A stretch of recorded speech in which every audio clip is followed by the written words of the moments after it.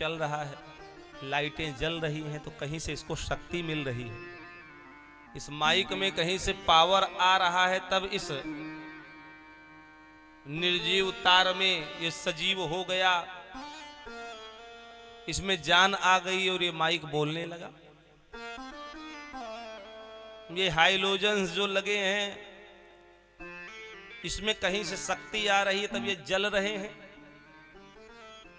ये लाइटें कहीं से इसको शक्ति मिल रही, तब ये जगमगा रही हैं, अनेक कलर में दिखाई दे रही, देखने में बड़ी सुंदर लग रही हैं।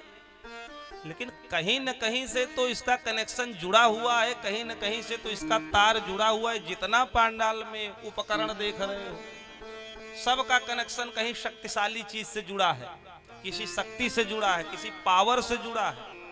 इसीलिए इतना सुंदर दिखाई दे रहा है, ये सब इतना बढ़िया दिखाई दे रहा है।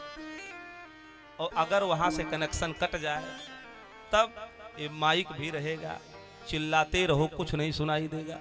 सामने बैठा आदमी कहेगा महाराज जी क्या बोल रहे हो, कुछ समझ में नहीं आ रहा है। ये बड़े बड़े हाइलोजन्स बंधे हैं, सब देखते रह जाओगे, दिखेंगे लेकिन जलने की शक्ति नहीं रहेगी। देखने में तो दिखाई देंगे लेकिन पावर समाप्त हो जाएगी। ये लाइटें जो जल रही सब बेकार हो जाएंगी अगर वहां से कनेक्शन कट जाए जहां से इसको शक्ति मिल रही है। कैमरा भी ऐसे देखोगे, देखने में तो अच्छा लगेगा, लेकिन इसके अंदर कैच करने की शक्ति समाप्त। तो कहा जितना सुंदर ये सब दिखाई दे रहा है, दृश्य दिखाई दे रहा है, ये सब केवल देखने मात्र के लिए हो जाएगा, इसमें शोभा नहीं रह जाएगी। तो कहीं से इसको शक्ति मिल रहा है, तेज आ रहा है। कहा उसी प्रकार से ये शरीर भी है।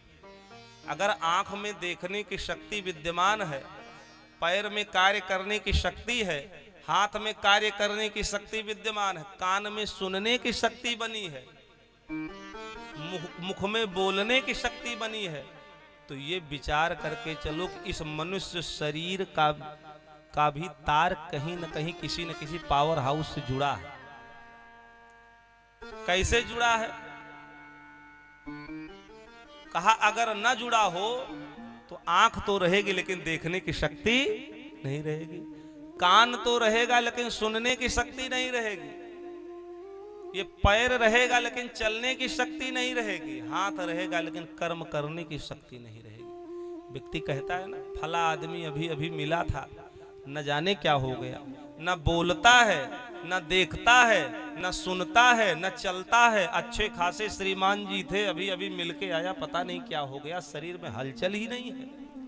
बंधुओं माताओं, हुआ कुछ नहीं, जहां से उसको शक्ति मिल रही थी, जिस शक्तिमान के द्वारा, जिस पावर हाउस से उसके शरीर में शक्ति ऊर्जा आ रही थी, उस परमात्मा ने उस कनेक्शन को काट दिया।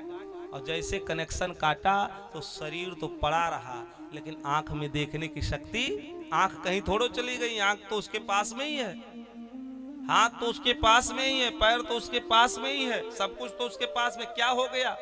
कौन सा तत्व ऐसा चला गया जिसके चले जाने के बाद ये पूरा शरीर, अच्छा खासा शरीर बेकार हो गया? आदमी कहता व्यवस्था करो, लेके चलो, आगे बढ़ाओ, आगे कार्य करो। क्या हो गया? हुआ कुछ नहीं, बस छोटा सा कार्य हुआ उसके साथ। उस परमात्मा ने कनेक्शन काट दिया, जहां से उसको ऊर्जा मिल रही थी, जहां से तेज आ रहा था, वहीं से कनेक्शन कट गया। इसीलिए शरीर पड़ा रह गया और करंट समाप्त हो गया। मुख में न बोलने की शक्ति रह गई, आंख में न देखने की शक्ति रह गई, कान में न सुनने की शक्ति रह गई। इसीलिए जब तक जीवन चले, जब तक ठीक ठीक शरीर काम करे, तब तक यही मान करके चलो कि परमात्मा से हम जुड़े हुए। पर हम भले ये ना समझे कि परमात्मा हमको नहीं देख रहा है, उसकी दृष्टि हमारे ऊपर नहीं है, अथवा हम उससे जुड़े नहीं हैं। आप भले ये संकल्प कर लो, ये मान लो, लेकिन आपका मानना ये ठीक नहीं है। ये आप मान रहे हो, लेकिन परमात्मा तो यही मान के चल रहा है कि तुम हमसे हमेशा से जुड़े हो। और इसका प्रमाण यही है, जब तक जुड़े हो तब तक शरीर काम करता है। जिस दिन शरीर काम न करे तो समझो परमात्मा से अटैच समाप्त हो गया। तो यही तेज देने का काम परमात्मा करता है, शक्ति देने का काम परमात्मा करता है। ऊर्जा देने का काम परमात्मा करता है। सूर्य को शक्ति न दे तो तीनों लोकों के अंधकार को दूर नहीं कर सकता। परमात्मा पावर दे रहा है सूर्य देव को। चंद्रमा को पावर दे रहा है, तब शीतलता बिखेर रहा है चंद्रमा पूरे संसार में। अगर पावर न दे, शक्ति न दे, तो चंद्रमा के अंदर भी शीतलता नहीं आएगी। तो यही शक्ति, ऊर्जा देने का काम परमात्मा करता है, ईश्वर करता है। लोग कहते हैं हम इतना पूजा पाठ करते हैं, इतना ध्यान करते हैं, इतना भजन करते हैं, पता नहीं परमात्मा कहाँ चले गए, हमारे ऊपर तो उनका ध्यान ही नहीं है। लगता है भूल गए, हमको देखते ही नहीं। इतना कष्ट, इतनी विपत्ति, इतना धर्म कर्म करने के बाद मैं कहाँ जाऊं, क्या करूं? लोग ऐसा सोचते हैं। कई लोग हमसे भी कहते हैं महाराज जी हम इतना पूजा करते हैं लेकिन बहुत परेशान हैं, इतना धर्म करते हैं लेकिन बहुत परेशान हैं। हम किसी का कभी बुरा नहीं किए लेकिन हमारे ही साथ बुरा होता है। हम किसी को परेशान नहीं करते लेकिन हम खुद ही परेशान हो जाते हैं। तमाम लोगों के प्रश्न होते हैं। क्या ये धर्म कर्म करने से हमको कष्ट मिल रहा है, जो हम इतने धार्मिक हैं इसीलिए? और साधारण मनुष्य के मन मस्तिष्क में प्रायः ये विचार आ ही जाते हैं, वो स्वभाव है। हम इतना धर्म कर रहे हैं तो इतने दुखी क्यों? हम इतनी पूजा करते हैं तो इतने दुखी क्यों? अब उस क्यों का उत्तर उसको कोई विद्वान ही बता सकता है। वो क्यों इसीलिए प्रश्नवाचक चिन्ह लग रहा है क्योंकि उसको पूर्व का कुछ नहीं पता है, पहले का कुछ नहीं पता। वो इसी जन्म को मान करके बैठ गया है कि इस जन्म में हम अच्छा कर रहे हैं तो हमको कष्ट क्यों मिल रहा है। लेकिन हमारे धर्म ग्रंथों में पुनर्जन्म की व्यवस्था है और यही वास्तविक है, यही सत्य है। पुनर्जन्म, इस जन्म में तो अच्छा कर रहा है, सुंदर काम कर रहा है, लेकिन फिर भी कष्ट मिल रहा है। तो ये मान के चलो कि इस जन्म के पुण्य हमको कष्ट नहीं दे रहे हैं, इस जन्म के सत्कर्म हमको कष्ट नहीं दे रहे हैं। पूर्व में कहीं कोई जरूर गड़बड़ी रही होगी किसी जन्म में, जो प्रारब्ध बन के हमारे आपके साथ लगा है और कुछ न कुछ कष्ट मिल रहा है, ये पूर्व में है। लेकिन पूर्व का कष्ट अब मिल रहा है और इसको आगे जो हम पूजा पाठ धर्म कर्म कर रहे हैं इससे जोड़ करके और पूजा पाठ बंद कर दें, धार्मिकता समाप्त कर दें, तो आने वाला समय भी कष्ट में ही व्यतीत होगा। एक गुरु के दो चेला थे, एक आस्तिक था और एक नास्तिक था। जो नास्तिक था वो न भजन करता था, न कीर्तन करता था, न पूजा, न पाठ, न धर्म, न कर्म। और जो आस्तिक था वो बड़ा धार्मिक प्रवृत्ति का था, भजन करे, कीर्तन करे, दान पुण्य करे, रोज मंदिर जाता था, भगवान की आरती उतारे, लेकिन थोड़ा गरीब था, लेकिन धार्मिक बहुत था। एक दिन मंदिर से पूजा करके पूजा की थाली लेकर के सीढ़ियों से नीचे उतर रहा था। जैसे नीचे उतरा 2-4 कदम चला तो एक कांटा उसके पैर में चुभ गया। कांटा चुभा तो खून बहने लगा। इतने में वो नास्तिक वाला मित्र पता नहीं कहां से आ गया। उसने देखा कि हमारा मित्र मंदिर से पूजा करके नीचे उतरा, कांटा लग गया, खून बह रहा है। तो उसने कहा, अरे मित्र, जिस परमात्मा की तुम पूजा करके आ रहे हो उस परमात्मा ने तुमको क्या दिया? इस पूजा के बदले में कष्ट, धर्म के बदले में कष्ट। इतना पूजा करते हो, इतना धर्म करते हो, सत्कर्म करते हो, दान पुण्य करते हो, प्रत्येक दिन मंदिर जाते हो, लेकिन बदले में तुमको कष्ट मिला, दुख मिल रहा है। तुम्हारे ईश्वर ने तुमको क्या दिया? कष्ट दिया। हमको देखो, न पूजा करते हैं, न धर्म करते हैं, न साधना करते हैं, न दान पुण्य करते हैं, बहुत मजे में जीवन चल रहा है, बड़े प्रसन्न हैं, बड़े आनंदित हैं। अभी कल आ रहे थे, रास्ते में 1 लाख रुपया गिरा मिल गया। हम कुछ नहीं करते, पूजा पाठ धर्म कर्म, खुश हैं। और तुम जितना धर्म कर्म करते उतने दुखी हो। उसकी भी बुद्धि चकरा गई। बात तो कुछ न कुछ हद तक सही कह रहा है, लेकिन इसका उत्तर हमारे गुरुजी ही देंगे। हम गुरुजी के पास चलेंगे। तो अपने गुरु के पास आया, चरणों में बैठा, कहा, गुरुजी अब आप ही बताओ, आप ही समझाओ, ये मेरा नास्तिक वाला मित्र कहता है कि तुम धर्म करते हो, सत्कर्म करते हो, पूजा पाठ करते हो, यज्ञ अनुष्ठान करते हो, जितना पूजा पाठ धर्म कर्म करते हो उतना ही तुम्हारा जीवन दुखी है। और हमको देखो, न धर्म करते हैं, न सत्कर्म करते हैं, न पूजा पाठ करते हैं, लेकिन फिर भी हमारा जीवन सुखी है। हम सुखी हैं, तुम दुखी हो। अभी कल मैं आ रहा था, लाखों रुपए गिरा मिल गया। तो गुरुजी ये सब क्या है? बात तो वो सही कह रहा है कि हम इतना धर्म कर्म करते हैं, सत्कर्म करते हैं, लेकिन फिर भी जीवन में कष्ट है, दुख है। इसका क्या कारण है? गुरुजी मुस्कुराए और मुस्कुरा करके कहते, बेटा, जो नास्तिक वाला तुम्हारा मित्र है उसको जो सुख मिल रहा है इस जन्म में, वो उसके इस जन्म का फल नहीं है। पूर्व जन्म में बहुत सुंदर कर्म किया था, बहुत पुनीत कर्म किया था, उस कारण से उसको इस जन्म में सुख मिल रहा है, सुख की अनुभूति कर रहा है। और इस जन्म में तो कुछ धर्म कर्म कर नहीं रहा है, कुछ पूजा पाठ कर नहीं रहा है, कुछ दान पुण्य कर नहीं रहा। तो पीछे जो बैंक में बैलेंस करके रखा था, जो जमा करके जमा पूंजी रखा था, उसी पूंजी को खर्च कर रहा है। अब कोई आदमी बैंक में बैलेंस करके रखे, खूब पैसा रखे, और आगे उसी को निकाल निकाल करके खाता रहे, खर्च करता रहे, तो धीरे धीरे कम ही तो होगा पैसा, और कम होते होते एक दिन समाप्त हो जाएगा। अगर आगे जमा करने का प्रबंध ना करे तब, और जमा करता रहे तो काम चलता रहेगा, उधर खत्म होगा, इधर फिर जमा हुआ, फिर निकलेगा। तो कहा गुरुजी ने, पूर्व में इसने जो बैंक बैलेंस किया था पुण्य का, सत्कर्म का, धर्म का, दान का, पुण्य का, इस जन्म में वही खर्च कर रहा है पूर्व वाला। अब इस जन्म में कोई बैंक बैलेंस नहीं कर रहा है, कोई धर्म नहीं कर रहा है, कोई सत्कर्म नहीं कर रहा है, कोई पूजा पाठ नहीं कर रहा है। तो भैया आधे से ज्यादा तो उसका खर्च हो चुका पुण्य पीछे वाला, बस तिहाई हिस्सा, एक भाग और बचा है, और वो भी बहुत जल्द ही खर्च होने वाला। क्यों? क्योंकि सुख इतना इसको मिल रहा है कि जल्दी जल्दी सोच रहा है कि सुख की अनुभूति कर लूं, तो उस पैसे को बहुत जल्दी व्यय कर रहा है, बहुत जल्दी निकाल रहा है, बहुत जल्दी आनंद की अनुभूति ज्यादा से ज्यादा करने का प्रयत्न कर रहा है। इसलिए बस बहुत कम समय इसके सुख के हैं, और उसके बाद तो इसके दुख का पहाड़ इसके ऊपर आने वाला है, विपत्तियों का पहाड़ इसके ऊपर आने वाला है। क्योंकि आगे का कोई प्रबंध इसने पहले से कोई व्यवस्था की नहीं है, पीछे वाला ही सारा उपभोग कर रहा है, और आने वाले समय में इसको अपार कष्ट मिलने वाला है बेटा। और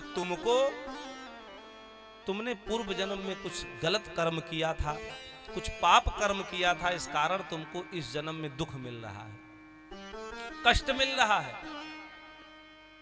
लेकिन इस जन्म में तुम अच्छा कर्म कर रहे हो, भगवान का भजन करते हो, सत्कर्म करते हो, इसलिए आने वाला समय तुम्हारा सुंदर होगा, कल्याणकारी होगा, आनंददायक होगा। लेकिन तुम भजन करते रहना, सत्कर्म करते रहना। पूर्व जन्म के किए गए पाप कर्मों के कारण तुम्हारी जिस दिन तुमको कांटा लगा उस दिन तुम्हारी मृत्यु का योग था, उस दिन तुम्हारी मृत्यु होनी थी। लेकिन तुम बड़े धार्मिक हो, तुम बड़े सज्जन हो, धर्मात्मा हो, नित्य प्रति भगवान के मंदिर में जाते हो, पूजा करते हो, आराधना करते हो, जप तप करते हो। इसीलिए भगवान ने तुम्हारे पूर्व जन्म के पाप के कारण जो तुम्हारी मृत्यु लिखी थी, जिस दिन कांटा लगा उस दिन केवल तुम्हारे पैरों में कांटा लग गया और तुम्हारी मृत्यु टल गई। उस दिन तुम्हारी मृत्यु होनी थी, लेकिन धार्मिक होने के कारण तुम्हारी मृत्यु को परमात्मा ने टाल दिया, और केवल मात्र कांटा लग गया, तुम्हारे जीवन की ईश्वर ने रक्षा कर दी। ये धर्म कर्म करने से इतना लाभ मिलता है, सत्कर्म करने से इतना लाभ मिलता है। अगर पर्वत जैसा भी कष्ट जीवन में आने वाला होगा तो परमात्मा कष्ट को तो नहीं समाप्त करेगा, लेकिन कष्ट को इतना हल्का बना देगा, इतना मामूली बना देगा कि हंसते हुए उसको पार कर जाओगे। पर्वत जैसे कष्ट को राई के समान पार करने की शक्ति और सामर्थ्य परमात्मा उस जीव को देता है जो धर्म से जुड़ा है, जो सनातन से जुड़ा है, जो ईश्वर की आराधना करता है, जो ईश्वर की पूजा करता है, केवल उसी को देता है। और नहीं तो जरा सा कष्ट आया जीवन में, लोग फांसी लगा लेते, रेल के नीचे चले जाते हैं, जहर खा लेते हैं। लेकिन जो ईश्वर के चरणों से जुड़ा रहता है, ईश्वर इतनी शक्ति उसको दे देते हैं इतना धैर्य उसके अंदर आ जाता है कि कितना बड़ा संकट आ जाए वो हंस करके पार कर जाता है। तो बेटा, ये तुमको जो कष्ट मिल रहा है थोड़ा बहुत पूर्व जन्म के कर्म के कारण मिल रहा है, लेकिन आने वाला समय तुम्हारा अच्छा होगा, उत्तम होगा। और यही मान करके, यही सिद्धांत सत्य है, इसी सिद्धांत को हमको और आपको अपनाना पड़ेगा अगर सुखी रहना है, प्रसन्न रहना है तो। और नहीं तो जीवन भर दुखी रहोगे, जीवन भर कष्ट में रहोगे अगर ये मान के चलोगे कि हम इतना धर्म करते हैं इतना दुखी है। क्योंकि ये निराधार बातें, आधार तो यही है कि अगर धर्म करने से भी कष्ट मिले, सत्कर्म करने से भी कष्ट मिले, किसी के साथ अच्छा करने से भी आपको अगर कष्ट मिल रहा है, दुख मिल रहा है, समझो पूर्व में कहीं कोई गड़बड़ी रही होगी, इसी कारण मिल रहा है। लेकिन हम अच्छा ही करेंगे, हम किसी के साथ बुरा नहीं करेंगे, हम धर्म कर्म करते हुए ही चलेंगे, तो आने वाला समय अच्छा ही होगा, सुंदर ही होगा, मंगल ही होगा। तो ईश्वर प्रकाश देने का काम करता है, तेज देने का काम करता है। सत चित, चित माने प्रकाश, तेज, शक्ति देने का काम ईश्वर करता है। और तीसरा शब्द है आनंद। सच्चिदानंद में तीसरा शब्द है आनंद। आनंद वो स्थिति है जिस स्थिति में पहुंचा जीव शरीर के भान को भूल जाता है, शरीर का ध्यान छूट जाता है। सुख और आनंद में बहुत अंतर है। सुख इंद्रियों का विषय है और आनंद आत्मा का विषय है। इंद्रियों को जो जो चीज अच्छी लगे उसको सुख कहते हैं। इंद्रियों को अच्छा भोजन, अच्छा, जीव को क्या अच्छा लगता है? बढ़िया सुंदर सुंदर भोजन, पकवान, मिष्ठान, यही तो जीवा को अच्छा लगता है। ये इंद्रिय हैं। कान को क्या अच्छा लगता है? फिल्मी गीत, खूब गाना सुने, समझो ये सुख मिल रहा है आपको। गर्मी खूब लगी हो, एयर कंडीशन कमरा मिल जाए तो सब समझते हैं आनंद आ गया, जबकि वो आनंद नहीं, वो तो सुख है। वो शरीर को अच्छा लग रहा है। अच्छी दृश्य को देखना, सैर करना, घूमना टहलना आंखों को अच्छा लग रहा है, ना कि आत्मा को अच्छा लग रहा है। तो जो जो चीज इंद्रियों को अच्छी लगती हैं उनको सुख कहते हैं, और आत्मा को जो अच्छा लगता है उसको आनंद कहते हैं। आत्मा को केवल और केवल परमात्मा ही अच्छा लगता है, बाकी कुछ अच्छा लगता ही नहीं। आत्मा को केवल परमात्मा का भजन ही अच्छा लगता है, आत्मा को केवल भगवान का भजन ही अच्छा लगता है। इसीलिए बड़े बड़े राजघराने में रहने वाले राजकुमार उन भौतिक संसाधनों में अगर उनको आनंद मिलता तो उसको त्याग करके जंगल में जा करके भगवान का भजन क्यों करते?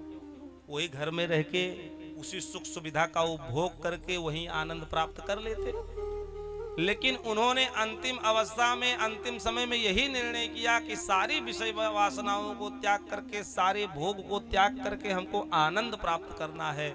जो आनंद इस महल में नहीं मिलेगा, वो आनंद तो एकांत में ही मिलेगा।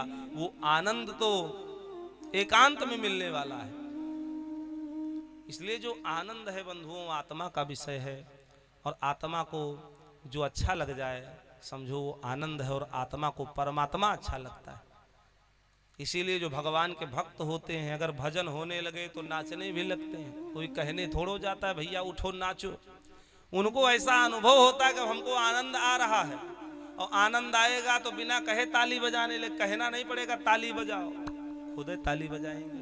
कहना नहीं पड़ेगा नाचो, खुद ही नाचेंगे। कहना नहीं पड़ेगा रो, खुद ही रोएंगे। क्यों? क्योंकि वो इंद्रियों के लिए नहीं रो रहे हैं, इंद्रियों के विषय के लिए नहीं रो रहे हैं, वो आत्मा से जुड़े हुए हैं। उनकी जो आत्मा है वो परमात्मा से जुड़ गई है, इसीलिए उनको आनंद की अनुभूति हो रही है। और वो आनंद परमात्मा के चरण कमलों में हो, वो आनंद भगवान की कथा में हो। दुनिया में अपने का पराया विलोम शब्द है, सुख का दुख है, हानि का लाभ है, लेकिन आनंद का कोई विलोम शब्द नहीं है। क्यों? क्योंकि आनंद पूर्ण मेच्योर है। आनंद के आगे कुछ है ही नहीं। जो आनंद सिंधु सुख राशि सीकर ते त्रैलोक सुपासी, रामचरित्र मानस में गोस्वामी जी कहते हैं ये भगवान क्या है? कहा आनंद के समुद्र हैं, और उस आनंद के समुद्र का एक छींटा, जैसे कोई सींक उसमें बोर दे और बोर करके ऐसे छींटा मार दे तो एकात बूंद गिर जाए तो वो आनंद के समुद्र की मानो एक बूंद है जो ये आनंद मिल रहा है हम सबको। ये एक बूंद मात्र है आनंद के समुद्र का, जितना संसार में सब हो रहा है इस वर्तमान में, कथा, प्रवचन, भजन, कीर्तन, सत्संग, ये उस आनंद सागर की एक बूंद है। सोचो, एक बूंद में जब इतना आनंद आता है, इतनी प्रसन्नता होती है, अगर किसी को आनंद का सागर ही मिल जाए, पूरा आनंद का समुद्र मिल जाए, तो उसका वर्णन कौन कवि कर सकता है, कौन लेखक कर सकता है, कौन उस आनंद के सागर की वर्णन गणना कर सकता है, वंदना कर सकता है, महिमा बता सकता है। इसलिए परमात्मा आनंद के सागर है। जो इनसे जुड़ता है वो आनंदित हो जाता है। ईश्वर के पास आओगे तो आनंद मिलेगा। ईश्वर के पास कष्ट नहीं है, दुख नहीं है, विपत्ति नहीं है, आनंद है, शुद्ध पेवर आनंद ईश्वर के पास। और आनंद की अनुभूति ईश्वर के चरण कमलों में होगी, ईश्वर के कथा में होगी। जिसके पास जो होता है वही देता है। धनवान के पास जाओ, निवेदन करो, बाबूजी हम बड़े गरीब हैं, खाने को नहीं है, अन्न की व्यवस्था कर दो, तो आदमी समर्थवान होगा तो कहेगा भाई भूखा मर रहा है, इसके लिए कुछ भोजन की व्यवस्था कर देनी चाहिए। निवेदन करोगे पैसे नहीं तो कुछ पैसे भी दे देगा। धनवान के पास जाओगे तो धन मिलेगा, बलवान के पास जाओगे तो बल से सहायता करेगा। हम बड़े निर्बल हैं, भला आदमी हमको सता रहा है, हमारी रक्षा करो, आप बलवान हो, तो बल से आपकी रक्षा करेगा। धनवान के पास जाओगे तो धन मिलेगा, बलवान के पास जाओगे तो बल मिलेगा, और आनंदवान के पास जाओगे तो आनंद मिलेगा। ये परमात्मा आनंद का सागर है, ये कथा आनंद का सागर है। इस कथा में आओगे अथवा भगवान से जुड़ोगे तो आनंद मिलेगा, जो कभी समाप्त नहीं होता, बढ़ता ही रहता है। और जिसके पास जो होता है वही देता है।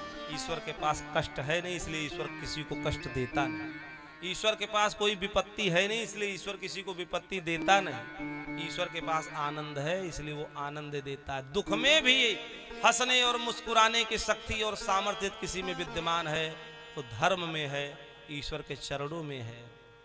दुख में व्यक्ति मुस्कुराता है। एक महात्मा जी जंगल में कुटिया बना करके रहते थे। उन्हीं के बगल में एक दूसरे महात्मा जी भी रहते थे। तो जैसे देखें पहले वाले महात्मा को, जिनका नाम महर्षि दयानंद सरस्वती था, तो दूसरे वाले महात्मा जो थे वो दयानंद सरस्वती को देखें तो गालियां देना शुरू कर। सुबह देख ले तो सुबह से लेके शाम तक गाली दे। महीनों ये कार्य चलता रहा। स्वामी जी उसको देखें, उस महात्मा को, मुस्कुराएं, कोई उत्तर न दे, कोई प्रत्युत्तर न दे, कुछ बोले न, केवल मुस्कुराएं, मुस्कुरा करके अपनी कुटिया के अंदर चले जाए। महीनों बीत गया, वो गाली देता रहा। एक दिन कोई मिलने आया स्वामी जी से, फल की टोकरी लेकर के आया, महात्मा जी को दिया, प्रणाम किया, हाल चाल हुई, चला गया। तब स्वामी दयानंद सरस्वती ने अपने शिष्य से कहा, भैया इस फल की टोकरी के 2 भाग करो, एक भाग ले जाकर के हमारे बगल वाले मित्र को दे दो और एक भाग यहीं रहने दो। वो शिष्य फल की टोकरी के 2 भाग किया, एक भाग कुटिया में रखा, दूसरा भाग ले गया बगल वाले महात्मा को देने। महात्मा ने कहा, भैया कहाँ से आ रहे हो? तो शिष्य ने कहा, जिसको आप रोज गाली देते हो, अपशब्द कहते हो, ईर्ष्या करते हो, द्वेष करते हो, उन्हीं गुरु जी का मैं चेला हूँ, और गुरु जी ने भेजा है कि जाओ हमारे मित्र को फल दे आओ। महात्मा आश्चर्यचकित हो गया कि जिसको मैं गालियां देता हूं, जिसका मैं अपमान करता हूं, जिससे मैं ईर्ष्या करता हूं, द्वेष करता हूं, उसने हमको फल दिया। महद आश्चर्य। किसी को आप गाली दो, बदले में वो आपको गले लगाए तो आश्चर्य ही तो है। किसी से आप ईर्ष्या करो, बदले में वो आपकी आरती उतारे तो ये आश्चर्य ही तो है। जो रोज गाली दे रहा है उसके लिए फल भिजवाया जा रहा है। महात्मा आश्चर्यचकित हो गया, फल की टोकरी लेके दौड़ा दौड़ा आया, स्वामी जी के चरणों में गिर गया। महाराज मैं कुछ समझा नहीं, मैं तो रोज आपको गाली देता हूँ, अपशब्द कहता हूँ, अपमान करता हूँ, और बदले में आप हमको फल दे रहे हो। तो स्वामी दयानंद मुस्कुराए और मुस्कुरा करके कहते हैं, भैया जिसके पास जो होता है वही देता है। तुम्हारे पास गाली है तो तुम हमको गाली दे रहे हो, और हमारे पास फल है तो हम तुमको फल दे रहे हैं। इसमें क्या किसको कहा जाए? जो तुम्हारे पास है तुम हमको दे रहे हो, जो हमारे पास हम तुमको दे रहे हैं। यही मानना चाहिए। जिसके पास जितना है वो उतने देगा, उससे ज्यादा नहीं देगा। जो अंदर भरा हुआ है वही मुंह से निकालेगा। तो जिसके पास जो होता, सज्जन अपनी सज्जनता नहीं छोड़ता, उसी प्रकार दुर्जन अपनी दुर्जनता भी नहीं छोड़ता। लाख परिश्रम कर लो, लाख उसको समझा दो, जो दुष्ट है वो अपनी दुष्ट प्रवृत्ति नहीं त्यागता, जैसे सज्जन अपनी सज्जनता नहीं छोड़ते। तो सज्जन है तो सज्जन रहेंगे, लाख उनको प्रताड़ित कर दो, लाख उनके ऊपर सब समस्याओं का पहाड़ टूट पड़े, लेकिन वो है तो है। तो कहा कि यही सतचित और आनंद है। जब यही तीनों मिल जाते हैं तो वही सच्चिदानंद हो जाता है। बोले सच्चिदानंद भगवान की। सच्चिदानंद रूपाय विश्वोत्पत्त्यादि हेतवे। यही भगवान विश्व की उत्पत्ति करते हैं। ब्रह्मा जी बन करके विश्व की उत्पत्ति करते हैं, विष्णु जी बन करके पालन करते हैं, और शंकर जी बन करके रुद्र रूप धारण करके सृष्टि का संहार भी यही परमात्मा ही करते हैं। विश्वोत्पत्त्यादि हेतवे तापत्रय विनाशाय।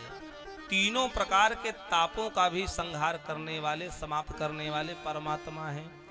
दैहिक दैविक भौतिक तापा और राम राज काहू नहीं व्यापा।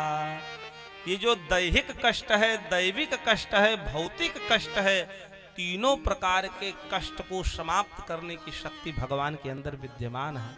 श्री कृष्णाय वयम नुमः। ऐसे भगवान श्री कृष्ण के चरणों में हम सब बारंबार प्रणाम करते हैं। बोले वृंदावन बिहारी लाल की जय हो। यप्रव्रजन्तमनुपेतमपेत कृत्यं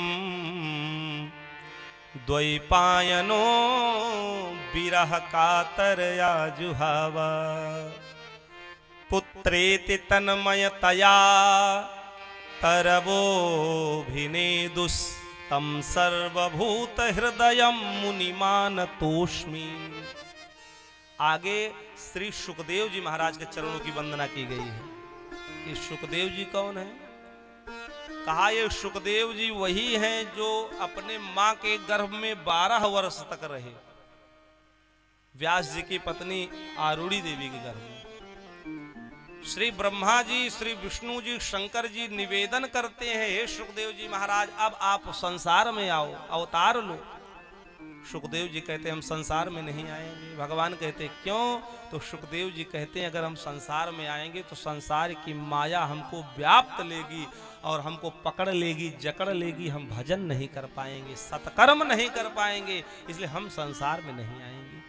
तब ब्रह्मा जी, विष्णु जी, शंकर जी तीनों ने वचन दिया और ये कहा कि आप संसार में आइए, हम वचन देते हैं कि हमारी माया संसार को मोहित करेगी लेकिन आपको मोहित नहीं करेगी, आप आओ संसार में। जब त्रिदेवों ने निवेदन किया तब सुखदेव जी महाराज मां के गर्भ से बाहर आए, और जब आए तो पीछे मुड़ के पिता को नहीं देखा, सीधे जंगल की ओर भागे। पुत्रेति तन्मयतया तरवोऽभिनेदुस्तं सर्वभूत हृदयं मुनिमानतोऽस्मि। सीधे जंगल की ओर भागे तो इनके पिता हैं व्यास जी महाराज, और व्यास जी भगवान के ही कला अवतार है। व्यास जी मोह में ऐसे फंसे कि बेटा रुक जाओ, बेटा रुक जाओ, पीछे पीछे दौड़ रहे हैं कि एक बार अपना मुख दिखा दो, एक बार अपना चेहरा दिखा दो। सुखदेव जी पीछे मुड़ करके न पिता को देखा न अपनी माँ को देखा, सीधे क्यों? क्योंकि जानते हैं अगर एक बार पिता का मुख देख लिया, एक बार माँ का मुख देख लिया तो माँ के मुख पर इतनी ममता होती है, पिता के मुख पर इतना स्नेह होता है कि एक बार अगर माता पिता को देख लिए तो मोह के कारण फिर हम जिस उद्देश्य से हमारा अवतार हुआ है उस उद्देश्य को प्राप्त करने में बड़ा विलंब हो जाएगा। इसलिए हमको मोह ममता में पड़ना ही नहीं है। हमारा अवतार मोह ममता में पड़ने के लिए हुआ ही नहीं है। सीधे जंगल की ओर भागे। एक सरोवर में कुछ स्त्रियां स्नान कर रही थीं। जब सुखदेव जी गए तब तो स्नान करती रही, लेकिन जैसे व्यास जी सरोवर के पास पहुंचे तैसे वो सब निकल करके अपने अपने कपड़े को पहनने लगी। तब व्यास जी कहते हैं हे देवियों, अभी मेरा बेटा सुखदेव गया तो तब तो तुम सब स्नान करती रही, और जैसे मैं इधर से गुजरा तैसे निकल करके अपने अपने वस्त्रों को पहनने लगी। क्यों? मुझ में और मेरे पुत्र में क्या अंतर है? तब उन स्नान करने वाली देवियों ने बड़ा सुंदर उत्तर दिया। उन्होंने कहा, हे व्यास जी, आप भले बड़े विद्वान हो, वेदों के रचयिता हो, पुराणों के रचयिता हो, शास्त्रों के रचयिता हो, भगवान के ही अवतार हो, बहुत सारे विशेषण आपके साथ लगे हैं, लेकिन जो आपका पुत्र सुखदेव है वो आपसे भी 2 कदम आगे है। वो सन्यासी है, और जो सन्यासी होता है उसकी दृष्टि में स्त्री और पुरुष में कोई भेद नहीं होता। वो सबके अंदर परमात्मा को देखता है, सबको प्रणाम करता है, कोई भेद दृष्टि किसी के प्रति नहीं होती, समभाव होता है। इसलिए सुखदेव जी शुद्ध सन्यासी हैं। लेकिन आप तो अभी गृहस्थ के मोह में फंसे हो। आपके अंदर तो भेद दृष्टि है, आप स्त्री और पुरुष में भेद समझते हो। इसलिए हम सब सरोवर से निकल करके अपने अपने वस्त्रों को पहनने लगे, अपने अपने कपड़े को पहनने लगे। हे व्यास जी, वापस चले जाओ, दौड़ते रहोगे लेकिन पुत्र वापस आने वाला अब नहीं है, वापस जाओ। तब श्री व्यास जी महाराज वापस लौट आए वहीं से। पुत्रेति तन्मयतया तरबोभिने दुस्तम सर्वभूत हृदय मुनिमान तोष्मी। वापस लौट आए और वृक्षों ने उत्तर दिया कि वापस चले जाओ, अब सुखदेव जी आने वाले नहीं हैं। व्यास जी वापस चले आए। सुखदेव जी सीधे जंगल चले गए और वहीं भागवत जी के श्लोकों का पाठ करते हुए भागवत का प्रचार प्रसार करने लगे। बोले श्री सुखदेव जी महाराज की जय हो। ऐसे श्री सुखदेव जी के चरणों की हम सब बारंबार वंदना करते हैं। ये सुखदेव जी कौन है? कहा, ये सुखदेव जी महाराज राधा जी के निकुंज के तोता हैं, जहां राधा जी प्रत्येक दिन विचरण करती थी, घूमती थी, टहलती थी। उन्हीं के निकुंज के तोता हैं, और इनके निकुंज में राधा जी के भगवान श्री कृष्ण प्रत्येक दिन आते थे। और एक दिन भगवान श्री कृष्ण आए हुए थे, सुखदेव जी महाराज बगल में राधा जी के टहल रहे थे। तो राधा जी ने सुखदेव जी महाराज को भगवान श्री कृष्ण का साक्षात्कार करा दिया। कहा, ये भगवान है, ईश्वर हैं, इनका दर्शन कर लो। जीव इन्हीं के दर्शन के लिए जन्म जन्मांतर की यात्रा करता है, इन्हीं के दर्शन के लिए तपस्या करता है, जीवन भर सत्कर्म करता है, ये भगवान है। सुखदेव जी महाराज को जैसे राधा जी ने दर्शन कराया भगवान का, तो ब्रह्म का साक्षात्कार होते ही चरणों में लौटने लगे राधा रानी के, कि आपने तो मेरे जीवन को धन्य कर दिया, कृतकृत्य कर दिया, भगवान का साक्षात दर्शन करा दिया। धन्य है भगवान, धन्य है आप। इसलिए सुखदेव जी की गुरु है श्री राधा रानी। इसलिए भागवत जी में राधा जी का नाम नहीं है, स्पष्ट रूप से नहीं है, सूक्ष्म रूप से विद्यमान है, अदृश्य रूप से विद्यमान है। भागवत जी के पग पग पग राधा जी विद्यमान है, श्लोकों में विद्यमान है, लेकिन स्पष्ट रूप से दिखाई नहीं देता कि किसी श्लोक में राधा जी का नाम है। क्यों? क्योंकि सुखदेव जी की गुरु है राधा रानी, क्योंकि राधा जी ने भगवान श्री कृष्ण का दर्शन कराया, साक्षात्कार कराया। जो भगवान का दर्शन करा दे वही असली गुरु है। गुरु का क्या काम है? गुरु इसीलिए जीव बनाता है कि ठीक ठीक भगवान का भजन करके हम भगवान तक पहुंच जाएंगे। तो गुरु से जो मिला दे वही भगवान है, और राधा रानी ने सुखदेव जी महाराज को भगवान से मिला दिया, इसलिए राधा रानी सुखदेव जी की गुरु है। सुखदेव जी शिष्य हैं। तो इसी ने सुखदेव जी महाराज ने अपने गुरु का नाम भागवत जी में नहीं लिया। क्यों? क्योंकि अगर राधा जी का नाम स्पष्ट रूप से लिख देते तो समाधि लग जाती। इतने मग्न हो जाते थे जब राधा जी का स्मरण करते थे, उनके नाम का स्मरण करते थे सुखदेव जी महाराज, तो निमग्न हो जाते, समाधि लग जाती थी। इसलिए सुखदेव जी महाराज ने राधा जी का नाम स्पष्ट रूप से नहीं लिखा, नहीं तो समाधि लग जाएगी तो राजा परीक्षित को कथा कौन सुनाएगा? राजा परीक्षित को 7 दिन तक कथा कौन सुनाएगा? ऐसे से सुखदेव जी महाराज के चरणों में हम सब प्रणाम करते हैं।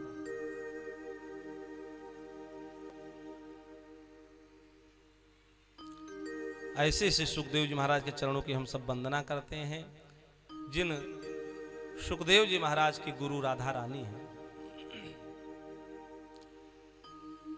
आगे कथा क्रम को बढ़ाते हुए श्री व्यास जी महाराज कहते हैं, एक बार भगवत कथा अमृत का रसास्वादन करने में कुशल मुनिवर शौनक आदि 88,000 ऋषि मुनि ब्रह्मा जी के पास गए और कहते हैं, हे ब्रह्मा जी, आप सृष्टि के रचयिता हो, हम आपकी शरण में आए हैं। हम सब भगवान के कथा को सुनने, वेद पुराण को सुनने के लिए लालायित हैं।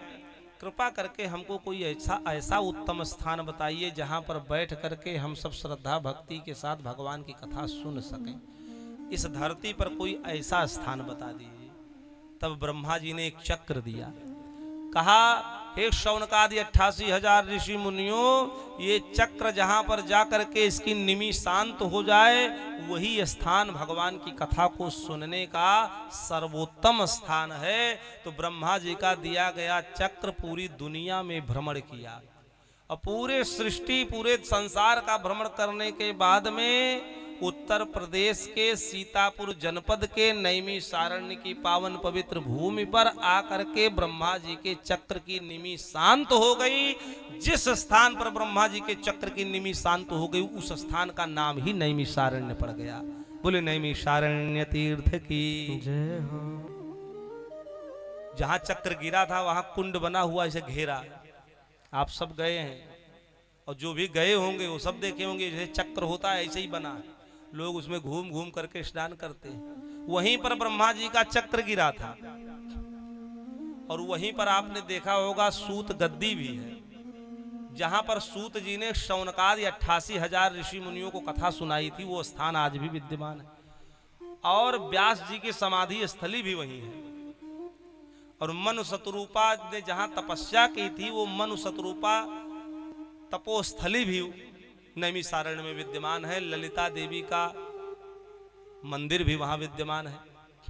तो ऐसे पावन पवित्र नैमिषारण्य की पावन पवित्र भूमि पर श्री ब्रह्मा जी ने कहा कि हे शौनकादि ऋषियों, यही स्थान वर्तमान में सबसे उत्तम स्थान है, इसलिए तुम भगवान की कथा महिमा को इसी नैमिषारण्य की भूमि पर ही सुनो। ये बड़ा पवित्र स्थल है, बड़ा पवित्र स्थान है। तब शौनकादि 88,000 ऋषि मुनि नैमिषारण्य आए और नैमिषारण्य में श्री सूत जी महाराज, जो परम भागवत हैं, परम विद्वान हुए, वो मिले। उन्हीं के चरणों में प्रणाम किया। ये सूत जी कौन है? लोग कहते सूत जी के विषय में ठीक ठीक पता नहीं है सूत जी कौन है। सूत जी तो किसी अन्य कास्ट से आते हैं, वो ब्राह्मण नहीं है। तो ऐसे तरह तरह लोग तमाम बातें करते हैं। सूत जी शूद्र थे, ऐसा भी लोग कहते हैं। लेकिन ठीक ठीक शास्त्रों का अध्ययन करने पर पता चलेगा कि सूत जी महाराज तो ब्राह्मण ही थे। कहा कैसे? कहा सूत जी की उत्पत्ति कहां से हुई? सूत जी की उत्पत्ति अग्नि से हुई और अग्नि वो ब्राह्मणों के गुरु हैं, अग्निदेव। इसीलिए सूत जी को ब्राह्मण कहा गया। एक बार पृथु महाराज ने एक बहुत बड़े यज्ञ का अनुष्ठान किया, तो उस यज्ञ में जो ऋषि मुनि थे उन्होंने सोम रस निचोड़ा। इंद्र को आहुति देने के लिए सोम रस निचोड़ा गया। तो उस सोम रस में बृहस्पति की सामग्री मिल गई, बृहस्पति ऋषि की। अब ऋषियों की भूल चूक से ये हुआ गड़बड़ी। देना था इंद्र को आहुति, तो सोम रस में बृहस्पति की सामग्री मिल गई, जान नहीं पाए। एक साथ दोनों की सम्मिश्रण सामग्री जैसे अग्नि में गई, तो उसी अग्नि से सूत का प्राकट्य हो गया। उन्हीं को सूत कहा गया। उसी अग्नि से जो प्रकट हुए वही सूत हो गए। ये अयोनिज हैं, स्त्री पुरुष के संपर्क के बिना इनका जन्म हुआ है, अग्नि से हुआ है, इसीलिए ये ब्राह्मण है।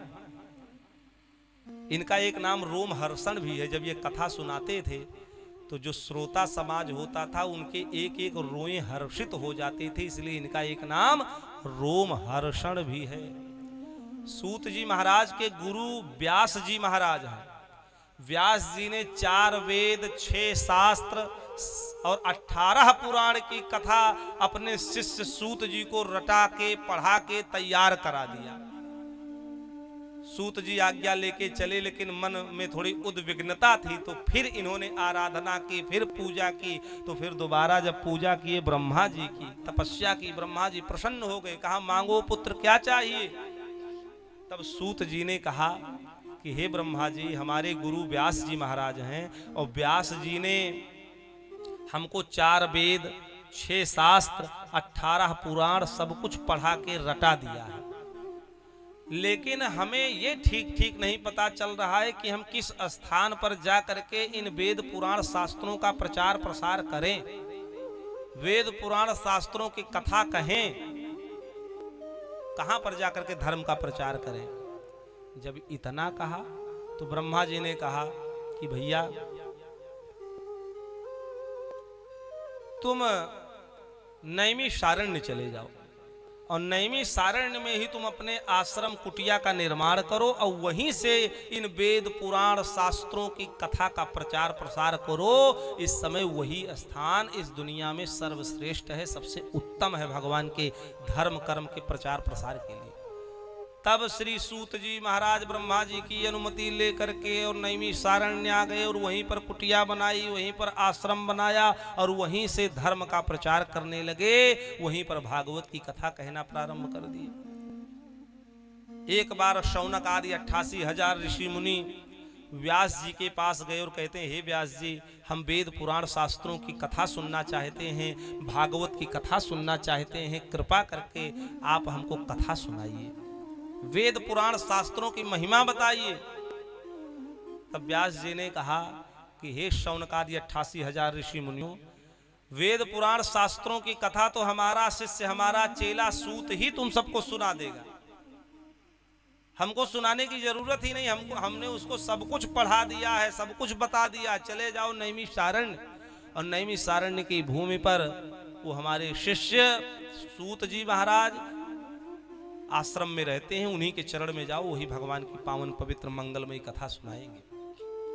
जब इतना कहा तब वही शौनक आदि 88,000 ऋषि मुनि नैमिषारण्य आए और सूत जी महाराज के आश्रम में पधारे, सूत जी के चरणों में प्रणाम किया, चरण धोया गंगा के जल से और बढ़िया दिव्य आसन पर बैठाया, आरती उतारी और हाथ जोड़ करके सबने प्रश्न कर दिया, अज्ञान ध्वांत विध्वंस कोटि सूर्य समप्रभ सूताख्या ही कथा सारम मम कर्ण रसायनम।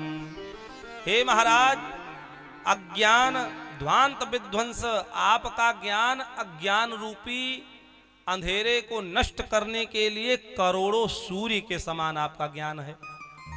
भक्ति ज्ञान और वैराग्य से प्राप्त होने वाले महान विवेक की वृद्धि किस प्रकार होती है तथा वैष्णव लोग किस तरह इस मोह माया से अपना पीछा छुड़ाते हैं, क्योंकि इह घोरे कलौ प्रायो जीवश्चासुरतां गतः क्लेशाक्रांतस्य तस्यैव शोधने किं परायणम्। क्योंकि हे सूत जी महाराज, इस घोर कलकाल में जीव प्रायः आसुरी प्रवृत्ति के हो गए हैं, विविध क्लेशों से आक्रांत हैं। इन जीवों को शुद्ध दैवीय शक्ति संपन्न बनाने का सर्वश्रेष्ठ कोई उपाय हो तो बताइए। सूत जी, हमें कोई ऐसा शाश्वत साधन बताइए जो सबसे अधिक कल्याणकारी हो तथा पवित्र करने वाले में भी पवित्र हो तथा जो भगवान श्री कृष्ण की प्राप्ति करा दे, ऐसा कोई साधन बताइए। चिंता मणिर्लोक सुखम सुरद्रुः स्वर्ग संपदम प्रिय क्षति गुरु प्रीतो वैकुंठम योगी दुर्लभम। हे सूत जी महाराज, हमने सुना है कि किसी को अगर चिंतामणि मिल जाए तो उसकी चिंता का हरण कर लेती है, किसी को कल्प वृक्ष मिल जाए तो स्वर्गीय संपत्ति उसको मिल जाती है, जो इच्छा करता है कल्प वृक्ष के नीचे बैठ के वो वस्तु उसको मिल जाती है। लेकिन हमने सुना है अगर किसी के ऊपर गुरु प्रसन्न हो जाए तो प्रिय क्षति गुरु प्रीतो वैकुंठम योग दुर्लभम, तो बड़े बड़े योगियों को जो वैकुंठ लोक भी दुर्लभ है। अगर गुरु प्रसन्न हो जाए तो अपने शिष्य को वैकुंठ भी प्राप्त कराने की शक्ति सामर्थ्य गुरु के अंदर विद्यमान रहती है, गुरु प्राप्त करा सकता है। तो हे महाराज कृपा करके हमको भगवान की कथा को सुनाइए, श्रवण कराइए। सूत जी सुने तो आनंदित हो गए, प्रसन्न हो गए, एक क्षण के लिए ध्यान में मग्न हो गए। दूसरे क्षण आंख खोली, कहा भैया तुम धन्य हो, धन्य हो, तुम्हारे हृदय में भगवान की भक्ति विराजमान है, भगवान के प्रति प्रेम है। मैं विचार कर तुम्हें संपूर्ण सिद्धांतों का निष्कर्ष सुनाता हूं, जो जन्म मृत्यु के भय का नाश कर देता है, जो भक्ति के प्रवाह को बढ़ाता है और भगवान श्री कृष्ण की प्रसन्नता का मुख्य हेतु है, कारण है। मैं तुम्हें वह साधन बतलाता हूं, उसे सावधान होकर के तुम सब सुनो। वो साधन क्या है? कहा काल ब्याल मुख ग्रास सत्रासन निर्णाशहे तवे श्रीमद्भागवतम शास्त्रम कलौकीरेण भाषितम। श्री सुखदेव जी ने कलयुग में जीवों के काल रूपी सर्प के मुख का ग्रास होने के त्रास का आत्यांतिक नाश करने के लिए श्रीमद् भागवत शास्त्र का प्रवचन किया है। मन की शुद्धि के लिए दुनिया में इससे बढ़कर के और कोई साधन नहीं है, कोई उपाय नहीं है। जन्मांतरे भवेत पुण्यम तदा भागवतम लभेत। जब जन्म जन्मांतर कल्प कल्पांतर युग युगांतर के पुण्य उदित होते हैं, तब जाकर के हे शौनकादि ऋषियों भागवत की कथा को सुनने का सौभाग्य संसार के जीवों को प्राप्त होता है, जो हमारे यजमान जी को प्राप्त हो रहा है, आप सबको प्राप्त हो रहा है, और आप सबके माध्यम से आप सब क्षेत्रवासियों को भी इसका लाभ प्राप्त हो रहा है। तो ये बड़ा पावन पवित्र कार्यक्रम है, ये कोई साधारण कार्यक्रम नहीं है भागवत की कथा कि जो चाहे सो करा ले। आदमी जीवन भर विचार करता रहता है, जीवन भर सोचता रहता है, और सोचते सोचते ही संसार से चला जाता है, लेकिन कथा नहीं सुन पाता। अगर भगवान कहीं हृदय में बैठ करके वो प्रेरणा कर रहे हैं कि कथा सुनो, भागवत का आयोजन कराओ, अगर ऐसे पुनीत विचार हृदय में जिसके भी उत्पन्न हो जाए तो समझो पूर्व जन्म के पुण्य उदित हो रहे हैं। ईश्वर हमारे हाथों से कुछ अच्छा कराना चाह रहा है, कुछ सुंदर कर्म कराना चाह रहा है। तो अगर कथा सुनने का लाभ मिल जाए तो समझो भगवान हमारे ऊपर विशेष कृपा कर रहे हैं। यजमान बनने का लाभ मिल जाए तो समझो ईश्वर की बड़ी कृपा है, क्योंकि ईश्वर तो खुद यजमान है, वो स्वयं ब्रह्मा है, स्वयं यजमान है, स्वयं होता है, सब कुछ वो है। लेकिन अगर हमको कभी लाभ मिल जाए तो हम समझो परमात्मा के प्रतिनिधि हैं। हम प्रतिनिधि यजमान, असली यजमान ईश्वर ही है, असली वक्ता ईश्वर ही है, असली आयोजक ईश्वर ही है। लेकिन अगर हमको असली आयोजक बनने का लाभ मिल जाए, असली वक्ता बनने का लाभ मिल जाए, असली यजमान बनने का लाभ मिल जाए, तो समझो हम परमात्मा के प्रतिनिधि हैं।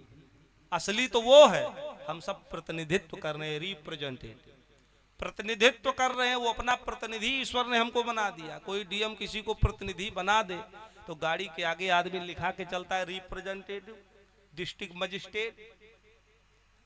भाई हम उसके प्रतिनिधि डीएम है, पूरा पावर हमारे हाथ में है। जब तक वो डीएम साहब किसी कार्य से बाहर गए हैं, अपना चार्ज हमको देके गए, तब तक हम पूरे पावर में हैं। तो बड़े गर्व से लिखाता है। उसी प्रकार से अगर हम यजमान बने हैं, हम भगवान की कथा कह रहे हैं, हम आयोजक बने हैं, तो समझो असली तो वो है परमात्मा ने अपना ही दायित्व हमको समझ करके कि ये अच्छे से निभाएगा, ये हमारे दायित्व को अच्छे से करेगा, ये अच्छे से कथा सुनेगा, इसलिए परमात्मा ने अपना ही पद दे दिया कुछ दिन के लिए। लो तुम इतने दिन के लिए यजमान बन जाओ, अब जाओ धर्म कर्म करो, हम थोड़ा आराम कर ले।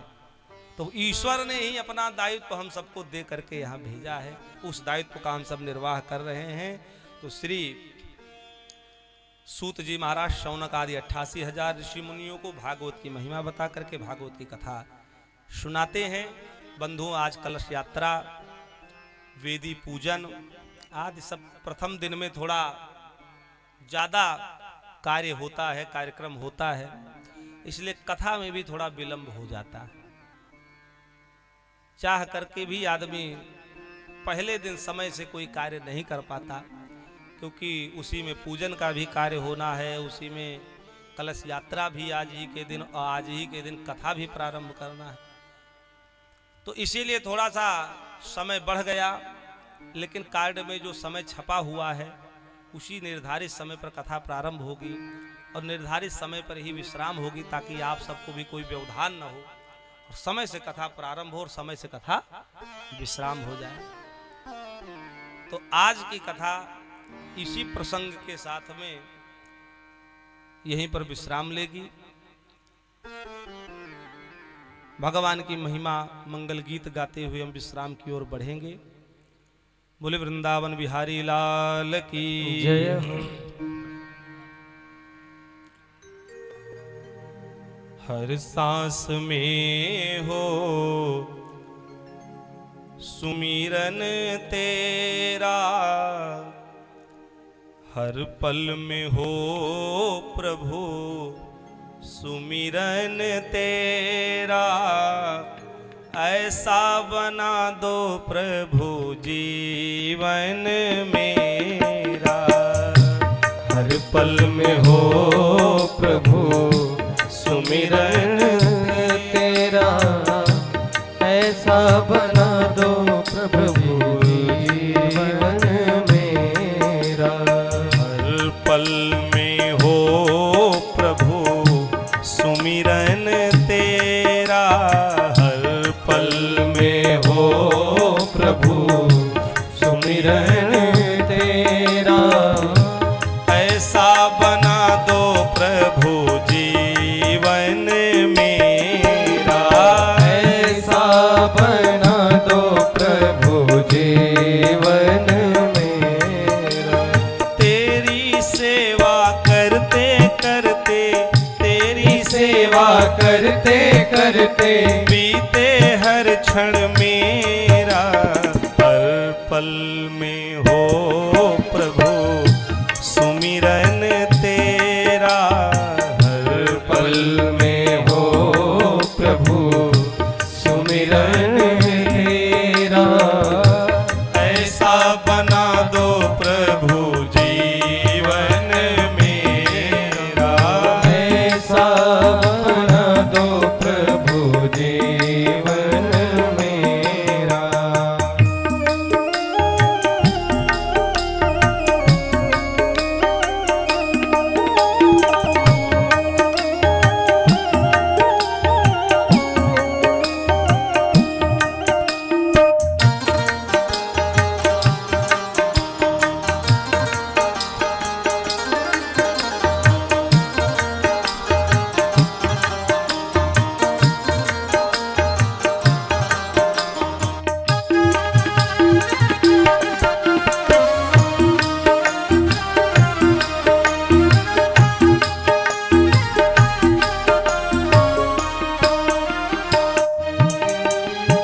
याद तेरी हो सदा दिल में बसाऊं, याद तेरी हो सदा दिल में बसाऊं।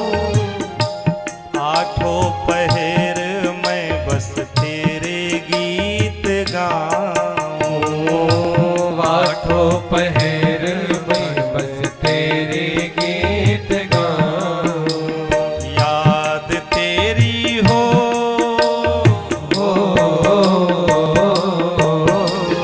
याद तेरी हो सदा दिल में बसाऊं, याद तेरी हो सदा दिल में बसाऊं।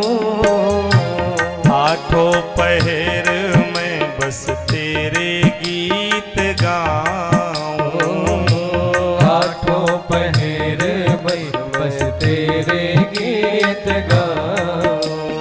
तेरे चरणों में रहे मन ये मेरा, तेरे चरणों में रहे मन मेरा।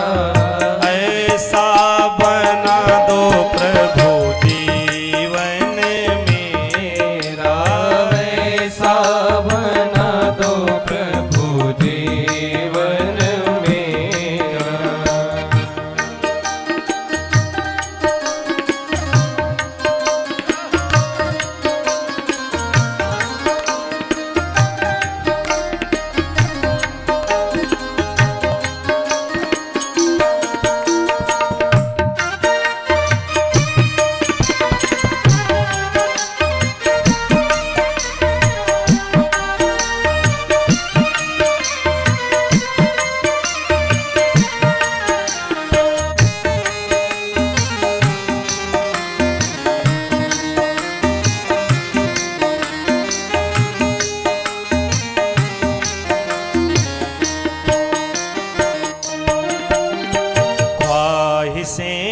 जग की ना मुझको सताए, ख्वाहिशें जग की ना मुझको सताए, चिंता न हरगिज नजदीक आए, चिंता हरगिज नजदीक आए, ख्वाहिशें जग की,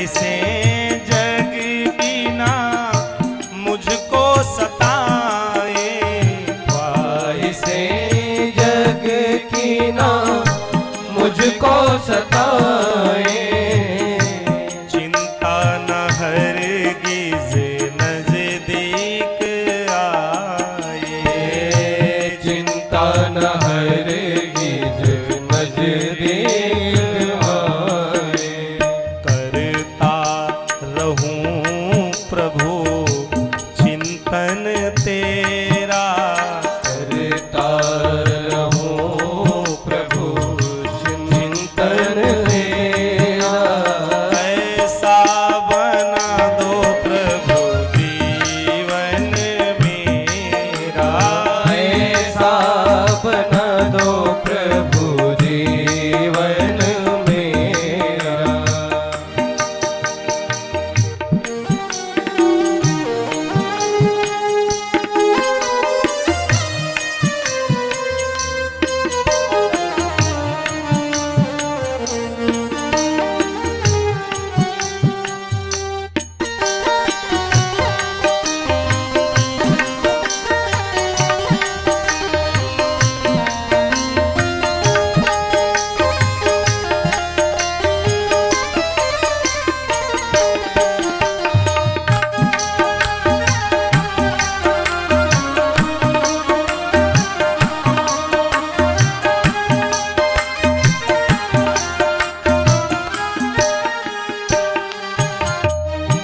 ऐसा तेरी भक्ति में दास खो जाए, ऐसा तेरी भक्ति में दास खो जाए, मैं ना रहूं बस तू ही तू हो जाए, मैं ना रहूं बस तू ही तू हो जाए, ऐसा तेरी भक्ति में,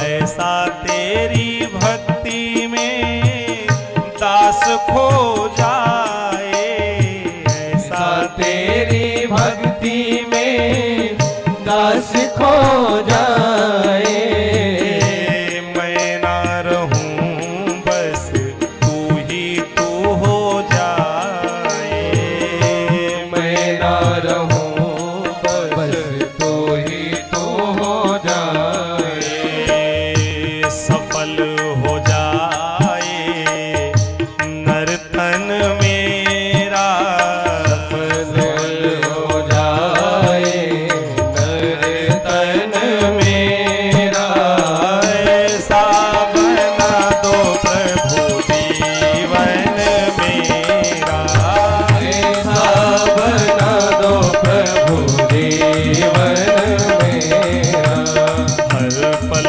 में हो प्रभु सुमिरन तेरा, हर पल में हो प्रभु सुमिरन तेरा, ऐसा बना दो प्रभु जीवन मेरा, ऐसा बना दो प्रभु जीवन मेरा, तेरी सेवा करते करते, तेरी सेवा करते करते, तेरी सेवा करते करते, तेरी सेवा करते करते, बीते हर क्षण मेरा, हर पल में हो प्रभु सुमिरन तेरा, ऐसा बना दो प्रभु जीवन मेरा, ऐसा बना दो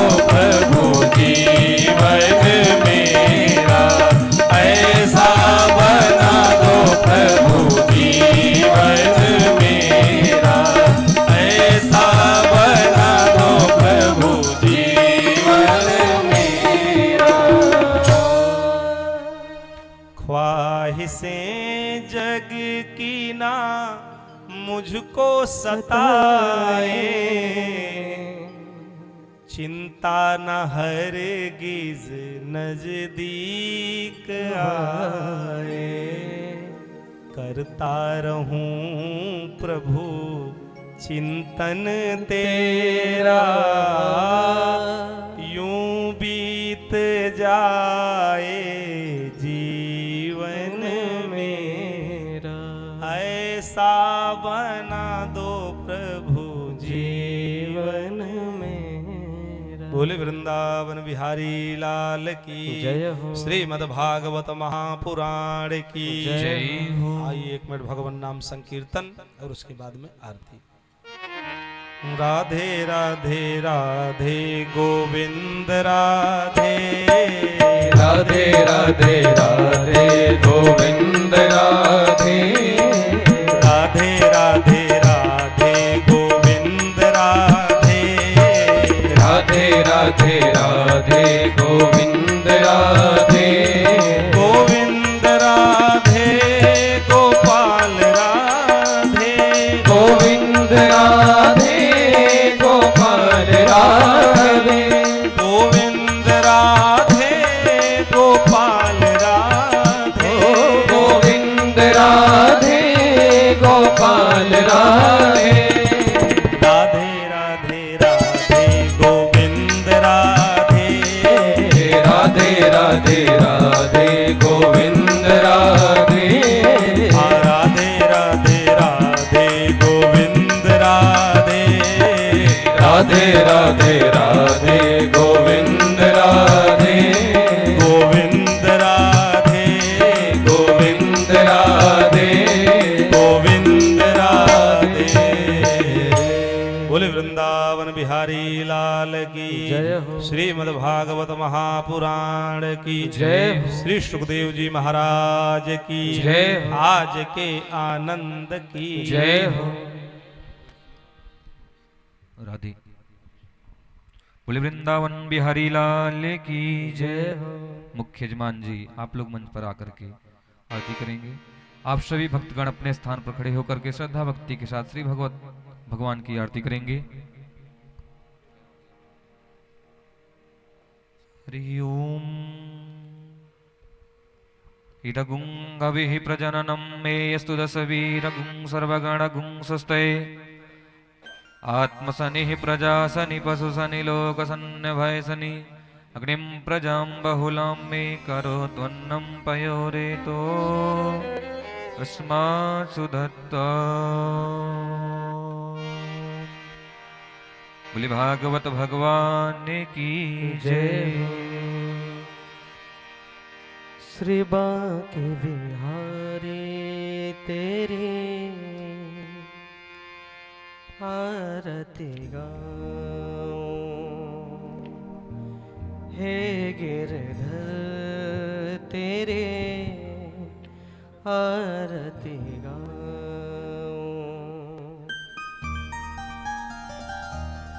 हो आरती गाऊं प्यारे तुमको मनाऊं,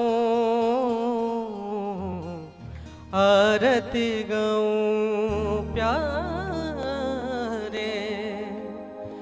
तुमको मनाऊं, कि श्याम सुंदर तेरे आरती गाऊं, कि श्याम सुंदर तेरे आरती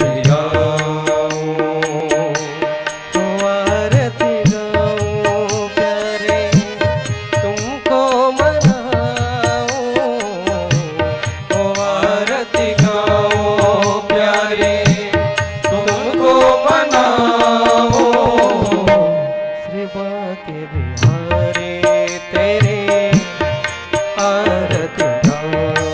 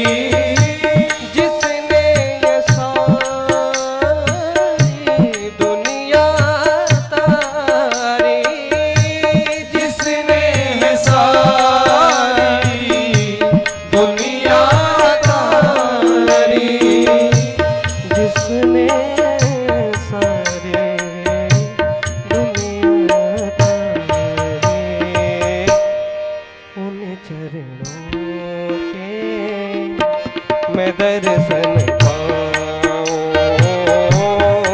उन चरणों के मैं दर्शन पाऊं आरती गाऊं प्यारे आपको मनाऊं आरती गाऊं प्यारे आपको मनाऊं सिया के दुआरे तेरे आरती गाऊं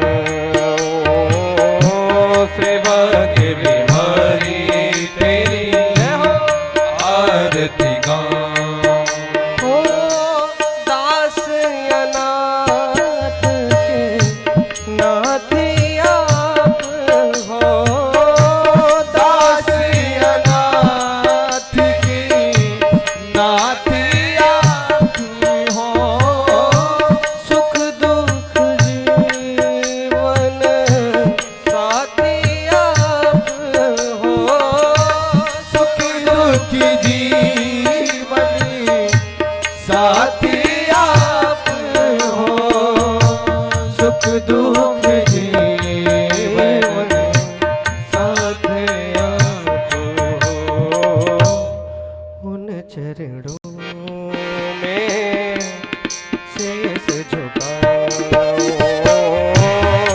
उन चरणों में शीश झुकाऊं आरती गाऊं प्यारे तुमको मनाऊं आरती गाऊं प्यारे तुमको मनाऊं श्याम सुंदर तेरी आरती गाऊं श्याम सुंदर तेरी आरती गाऊं श्री हरिदास के प्यारे तुम हो श्री हरिदास के प्यारे तुम हो मेरे मोहन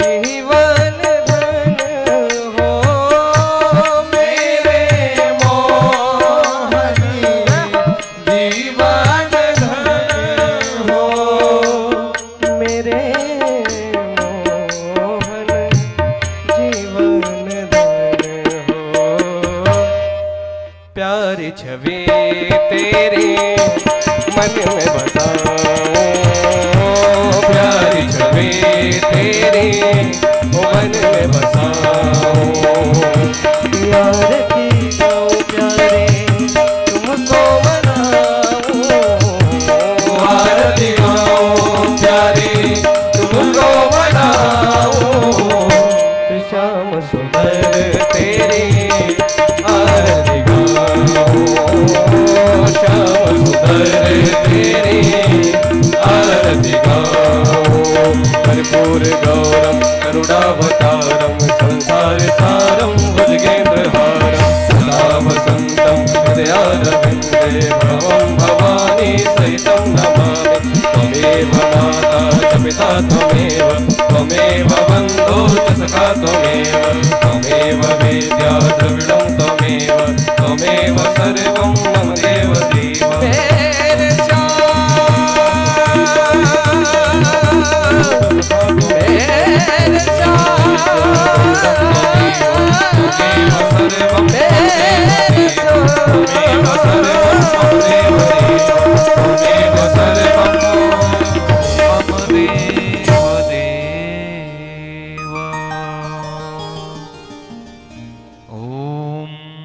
यानि कानि च पापानि जन्मान्तर्गतानि च तानि सर्वाणि नश्यन्तो प्रदक्षिणां पदे पदे।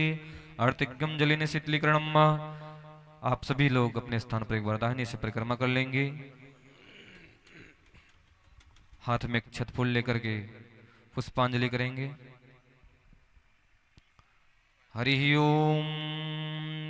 जगनेन जगमय जंत देवा स्थानि धर्माणि प्रथमन्नासन्नाते हनाकम् महिमानः सचन्दत पूर्वे साध्याः सन्ति देवा हरिः ओम्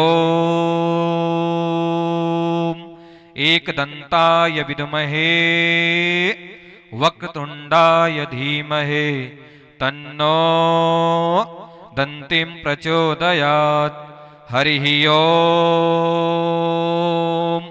नारायणाय विद्महे वासुदेवाय धीमहि तन्नो विष्णुः प्रचोदयात् हरिः ओम् महालक्ष्म्ये च विद्महे विष्णुपत्नी च धीमहि तन्नो लक्ष्मीः प्रचोदयात् हरिः ओम् नन्दनन्दनाय विद्महे यशोदानन्दनाय धीमहि तन्नो कृष्णः प्रचोदयात् हरिः ओम् वृषभानुजाय विद्महे महाकृष्णप्रियाय धीमहि तन्नो राधा प्रचोदयात् हरिः ओम् तत्पुरुषाय विद्महे महादेवाय धीमहि तन्नो रुद्रः प्रचोदयात्